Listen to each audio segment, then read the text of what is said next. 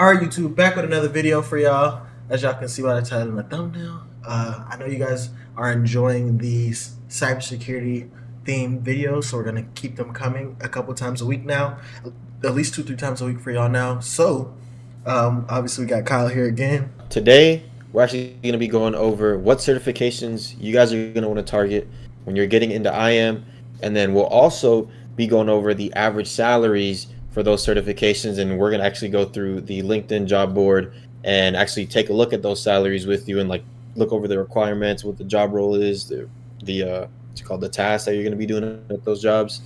So yeah, it's going to be an exciting one. I guess common or most popular platforms that you'll see on these job postings are going to be Microsoft Azure Identity. You're going to have Okta, CyberArk, SailPoint, Savient, right? Beyond Trust, did you say that one? Beyond Trust, yeah, you're right. Beyond Trust, and these are all great. You can choose to go with each one, right?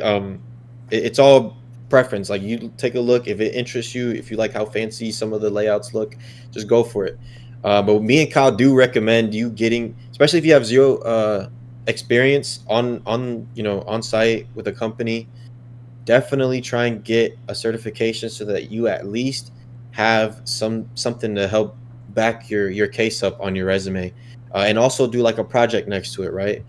Do a lab. Like, if you're studying for Okta, work on the labs, and then in your project section of your resume put built out a Okta instance or Okta environment, Okta cloud environment on this company server or something, right?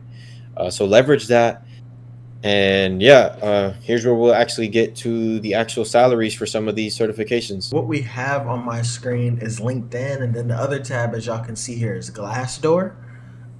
So on the LinkedIn here, we'll just search for jobs. Typically, they usually have this salary, and that's why we brought up Glassdoor right here. If they don't have the salary attached to that specific job in the company. So it'll kind of switch it up into two. We're going to go over the most common jobs that, well, not most common, but the jobs that pay the highest, basically, as of right now, and how many years experience you need, and kind of just go over the job descriptions and see what skills you need and what certifications you may need or whatever. So we'll go over all of that in this video. One of the most common ones that are up right now is probably the Azure Identity. You see that being used by a lot of the bigger companies as well, and it's one of the most popular platforms for IAM/PAM solutions. So yeah, let's take a look at these salaries first. So what we're gonna do, we're gonna apply some filters, y'all, and we're gonna do some remote, just for time's sake, because I know a lot of you guys like a bunch of remote positions. So that's a good sign. Also, that Azure has 528 remote roles open. So this one is 110 to 204. Obviously, it's mid to senior level. So I'm guessing when it says that the mid level is obviously around the 110 range, and then the senior level can go up to $200,000 a year, basically. And it says it's open to remote work, but it's looking like it's hybrid/on-site. It says right here. So y'all look out for those if you are applying to these. Oh, and it looks like they use a SailPoint. And they use SailPoint, so this is probably be something good for me to apply for right here, actually. And I also want to preference, just because you see these job descriptions y'all filled out in its entirety like this, doesn't mean you can't apply to it. Just because, you know what I mean, you don't have some of the skills doesn't mean you can't still apply to it, even though you only have part. Let's say if I have 5 bullet points but I don't have the rest, it doesn't matter. Still apply for it and see, at least have the chance to get in the running for it and get an interview for it, because you never know. You don't need to have every single bullet point on a job description, or every single line on the job description. And also, you don't need to have every single qualification. There's a lot of jobs that I've gotten in the past without a college degree, so I'm pretty sure y'all can too. Now, most of the times, if it says certification required, usually that's a little bit difficult, but they're meaning it just depends. Like, some people will require a Security Plus, or if it's a CyberArk role, like how I search for it, to be a requires CyberArk Defender. And if it's really in depth and a senior role, it's requires CyberArk Defender and Sentry. Yeah, and I agree. Right now, you'll see that there's definitely a misalignment between what they're teaching at schools, the study material out there, and the practice and even like the labs that are provided by, you know, all these governing bodies like Microsoft, Google, CompTIA, and it's the same thing with IAM. So you'll see these job descriptions that are going to require, I mean, some insane like experience that, I mean, you'd meet someone that's been in the industry for 10, 15 years and they wouldn't have as much experience as, you know, what the job description is asking for. And these, like, a lot of the times you'll even see it in entry level role or job postings, which is like super confusing. It's like, why are you asking for 5 years in this technology and then 3 years in this technology and then 5 years, like when these technologies have nothing to do with each other? So yeah, me and Kyle, and this is what something that me and Kyle did as well. Like, you kind of just have to ignore a lot of those requirements and just apply anyways. Just see if you'll get to it, because 9 times out of 10, they're not expecting someone to actually have all those requirements and to meet those, and they'll just bring you in and see if you're actually a good fit or not. So it's always important to keep that in mind. Don't be intimidated by the actual job description, and like actually apply to whichever one looks interesting to you. And if you check up a couple of those boxes that they have in the job description, then just apply. Just see where it gets you. So Yeah, because you never know. If you don't take that leap of faith, you really never know. yeah. Also, I want to preface to say, so y'all will see mostly like CyberArk, PAM, identity access management roles in here. Obviously, because I'm on my personal LinkedIn, and this is the type of jobs I look for. So that's what you'll mostly see. So the next one right here is a pretty good start. This is just a regular administrator role. As you can see, it's over 100 applicants. So typically, administrator like CyberArk roles, they usually pay between the 95 to 100K range. Like I said, this range is 85 to 95. So this is kind of on the lower end, but like I said, it's just a pretty much like on LinkedIn, when you see a range like this, it's pretty generic. It's never really like around what it's actually supposed to be. I know it sounds weird, but I don't know why they have that on there. Like, most of y'all I know watching these videos, a lot of y'all have Security Plus. They probably making so much money on Security Plus right now. But anyway. Oh yeah, absolutely. And they require you to have Defender and Sentry. Like I said, this is a prime example of literally exactly what I just said. Most CyberArk roles nowadays, they want you to have Defender and Sentry. And they're saying I have experience with these, but these don't really matter. But these are the main requirements. You must have Defender, Sentry, and Security Plus or equivalent. But let's say if you only had Security Plus and you didn't have Defender and Sentry, you could still apply for this as long as you have a cert that you could show them, and then be like, hey, I'm working towards my Defender and Sentry. If you tell them like when you're on the interview that you're working towards something, they'll still usually accept you sometimes. It kind of just depends on the company and like the hiring manager. If they want somebody now with those skills, it just depends. Also, we'll go over on some red teaming side of the house as well. What Kyle will do and take over. Okay, this is a director role. Obviously, it's going to be pretty high. Directors are usually like 200 to 225K. This is pretty self-explanatory right here. Oh, also, I want to go back to that this one right here. I know we actually have some people that are in like the UK or whatever.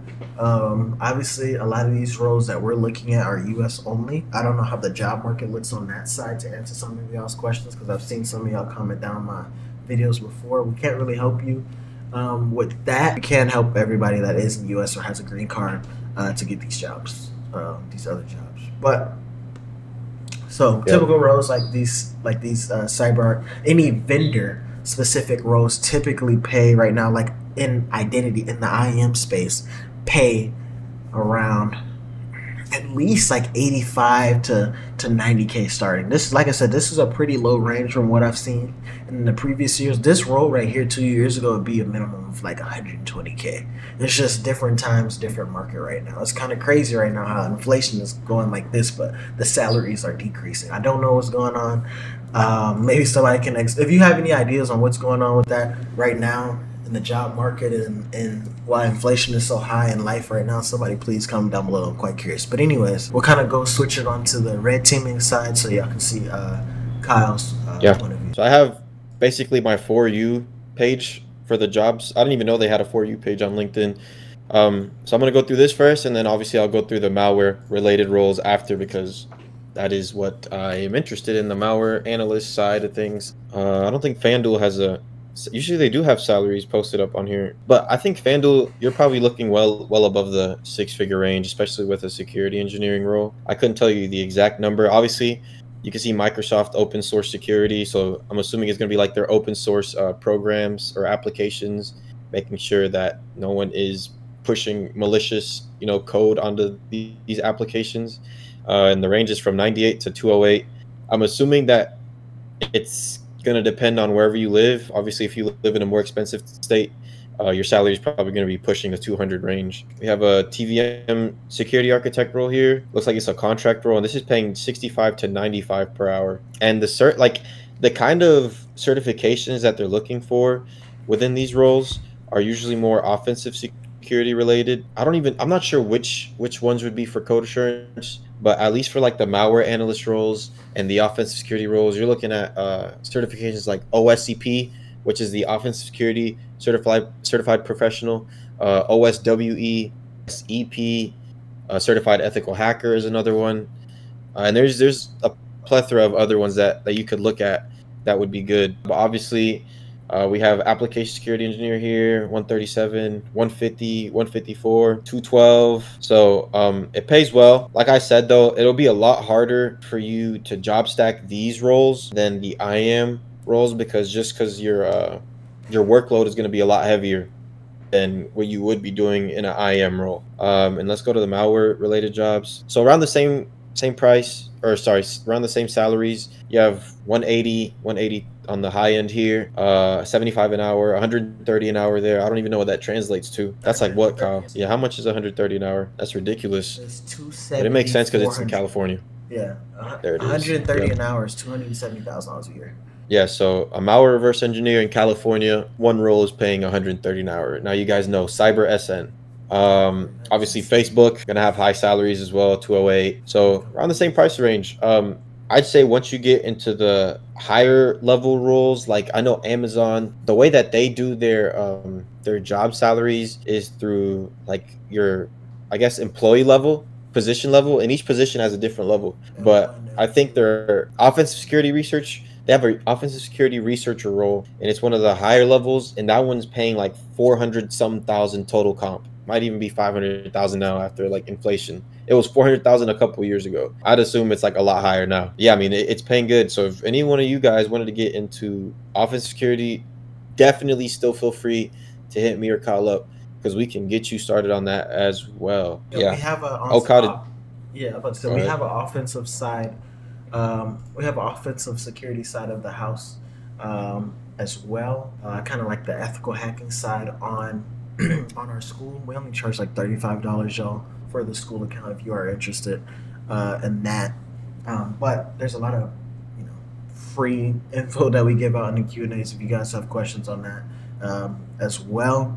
But we kind of just wanted to make this quick little video just to show y'all the type of jobs and positions that are out here right now and that's available that are paying kind of high salaries. Like I was saying, typically right now, like IAM engineers go up to like 100 to like 155K.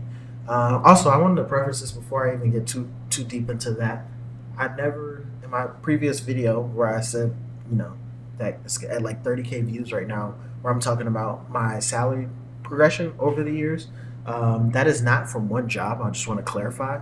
I've been working 3, 4, 5 jobs for the last 3 years now.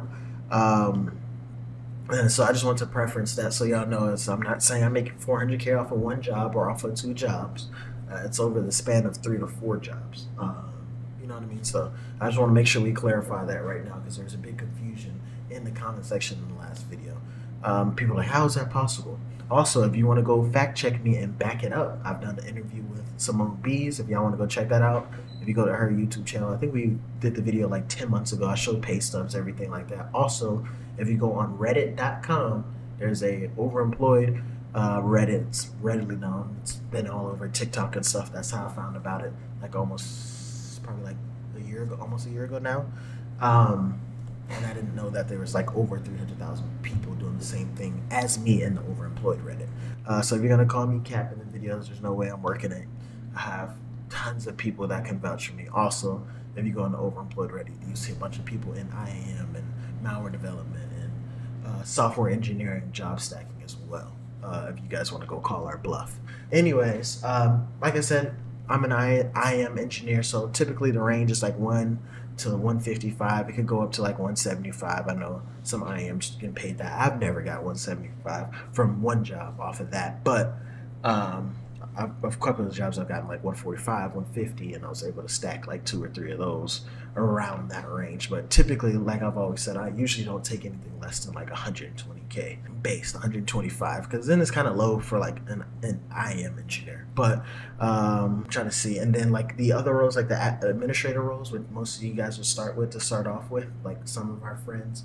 Most of our friends are around, unless it's like a real like junior analyst role. Junior analyst role are typically like 80 or like six, no, like yeah, like 65K to like 85K in that range. And then, like I said, once you get to that administrator role, it can go up from 90 to 110K in that range. It really just depends Yeah. on the company size, where it's located, and everything like that. Kyle, what else did you have to add? No, yeah. There's definitely like a huge market for IM, and I know a lot of people, especially some of the people in the live streams when we do the Q&As, they're always asking like, how's the job market for IM? Do I have to worry about like too much competition, or do I have to worry about like layoffs all the time? And the reality is that me and Kyle tell this to everybody. I mean, just in general, right now the job market is stagnant. Like it doesn't matter where you're in. Like it doesn't matter if you're in software engineering. It doesn't matter if you're in, I don't care if you're in warehouse sales or whatever. It's all going to be stagnant. The thing that cybersecurity holds over most of these other, I guess, what would you call them, industries, is that cybersecurity is a need, not a want. Like you need it. So as far as like job security, you're less. I mean, there still have been cybersecurity layoffs. Don't get me wrong. It's just a lot less than what you see with software engineers, marketing teams, every other department that you, I mean, you see, because I mean, you need cybersecurity. Like these companies would rather lose a couple million, like, actually hiring people to do security than lose tens of millions of dollars or hundreds of millions of dollars by getting hit with a ransomware attack. So it's always going to be there. There's always going to be a need for cybersecurity professionals. And then the good thing about IAM is that your competition is way low, bro. Like if any of you are even in school, computer science, if you look at the competition between all the computer science students who are trying to land SWE roles, SWE roles, so software engineering roles, bro, like it could be some unknown company, some startup that posts a job application on LinkedIn, and one day it'll have like 1,000 applicants. And I'm not making this up. Like this is actually how it is in computer science and the software engineering roles. It's heavy. But when you look at IAM, I mean, we're going through some of these. Like I'm looking at one right now, posted 1 week ago, only 35 applicants. Like the only time you really see that many applicants is if it's like if it's Microsoft posting it or one of the other bigger companies that Kyle was showcasing. First of all, there's no lack of jobs at all within the IAM space. There's really just a lack of professionals, and you'll have no problem finding a role if you're like consistent in applying and actually putting yourself out there. And you shouldn't be worried about like losing your job, because at the end of the day, even if you did, you still be valuable on the market for other companies who are looking to hire. Because I mean, IAM is not it's not as popular of a skill as a computer science student has, being able to program. Yeah, I just wanted to mention that. Also, y'all, we appreciate y'all for watching these videos. Like I said, we'll have plenty more content. We have a couple of these videos coming out a week just to kind of help y'all feel around in the cybersecurity, IAM, malware development, red teaming, blue teaming space. So I hope these videos are helping y'all. Also, if you guys have other video ideas you want us to do, please put it down in the comment section below so we can get these videos out for y'all, because I know sometimes we feel like we're running out of ideas or whatever, or just want some new fresh ideas just to see what people are thinking about right now. That would be nice. So definitely like kind of give us like a just a list of video ideas you guys would want to see. And with that being said, the last thing I just wanted to mention is, like I said, we also do have a mentorship It's like $530. It's a one-time payment. It's a one-time payment, so it's no subscription or anything. Pay us through the site. We do one-on-ones. We do resume building, interview prep, everything that you need to help you get a job. Oh, resume building, interview prep, get you a certification, and we help you get placed into a job. Even right now, while this market is still pretty bad, we still been getting people jobs. Um, so if you're interested in that, you can do that. But if you want to learn more about IAM and red teaming and malware development and all that side of the house or ethical hacking side of the house that Omar does here, then we have a school community. The school community will be the first link down below. Well, no, the mentorship will be the first link down below, and then right up under the mentorship link is the school link. We have about almost 15 members in there now. We just posted like 2 days ago now. So if y'all are interested, please go ahead and join that. It's really informative. We're gonna have videos going over every topic. So it's just like a perfect introduction to IAM, and just to kind of get your feet wet and get your mind right on what it is that I do, and what it is that Omar does, and the ethical hacking side of the house as well. And also we give you like resume templates if you're not interested in anything else, and it's like $20-30. But that being said, we appreciate y'all. We appreciate y'all for stopping by, watching the video in its entirety as usual. We love y'all, and like I said, we'll see y'all in the next video.